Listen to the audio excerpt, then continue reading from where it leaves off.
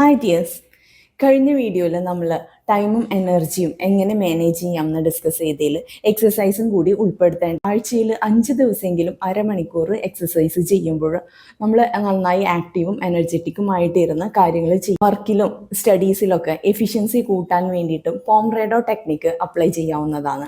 അതായത് എത്രയാണോ concentration time, ഇപ്പോൾ 30 മിനിറ്റ്സ് ഉള്ളെങ്കിൽ അരമണിക്കൂർ ഉള്ളെങ്കിൽ അതിന് അരമണിക്കൂർ കഴിയുമ്പോൾ ഒരു 5 മിനിറ്റ് ബ്രേക്ക് എടുക്കുക. നമ്മൾ ചെയ്തേക്കുന്ന കാര്യങ്ങളിൽ നിന്ന് നന്നായി ഡിസ്കണക്ട് ചെയ്യുന്ന രീതിയിൽ ഒന്ന് 5 മിനിറ്റ് ഇറങ്ങി നടക്കുന്നതാവാം, അല്ലെങ്കിൽ ഒന്ന് എനിക്ക് പോയി വെള്ളം കുടിക്കുന്നതാകാം.